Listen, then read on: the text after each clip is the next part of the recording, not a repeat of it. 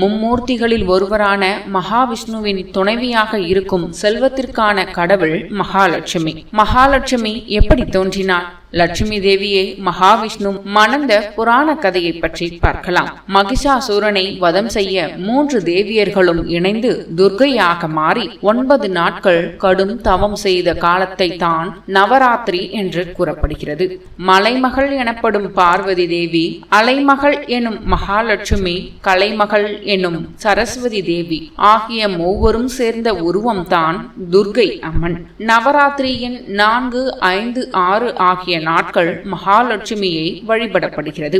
இந்த மகாலட்சுமி தோன்றிய புராண கதையை இங்கு பார்க்கலாம். முன்னொரு காலத்தில் தேவர்களுக்கும் மனிதர்களைப் போல நரை, திரை, மூப்பு, சாக்காடு ஆகியவை இருந்தன. அதாவது நரை என்பது கருமுடி நரைப்பது, திரை என்பது தோளில் சுருக்கம் அல்லது பார்வை திறன் குறைவது, மூப்பு என்பது முதுமை, பிணி என்பது முதுமையில் வரக்கூடிய நோய், சாக்காடு என்பது இறப்பை குறிக்கிறது.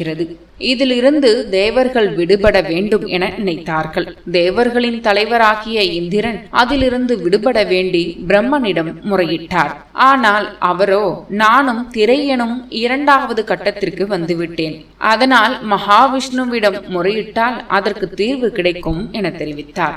மகாவிஷ்ணுவிடம் முறையிட்ட போது, கவலைப்பட வேண்டாம், இந்த பார்க்கடலில் அமிர்தம் இருக்கின்றது, நாம் இந்த பார்க்கடலை கடைந்தால் அதை பெற முடியும் என்றார். அந்த அமிர்தத்தை அருந்தினால் நாம் நரை, திரை, மூப்பு, சாக்காடு ஆகியவற்றிலிருந்து விடுபட முடியும் என்று கூறினார். இதனை அடுத்து ஆலோசனை நடந்தது.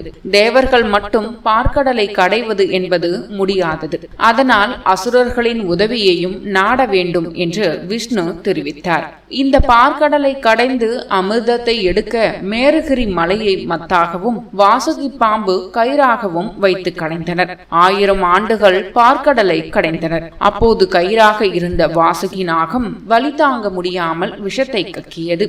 அப்படி கடலில் திரண்டு வந்த ஆழகால விஷத்தை சிவபெருமான் அருந்தி அதை தன் கழுத்தில் நிறுத்தினார். இந்த விஷத்தால் நீலகண்டரானார் சிவபெருமான். கடைசியாக அந்த கடலில் இருந்து அமிர்தம் வெளிவருவதற்கு முன் பல்வேறு பொருட்கள் வெளிவந்தன. சிந்தாமணி, சூடாமணி, கௌத்துவமணி, மூதேவி, ஸ்ரீதேவி, அகலிகை, காமதேனு, கற்பகமரம், துளசி ஆகியவை தோன்றியது.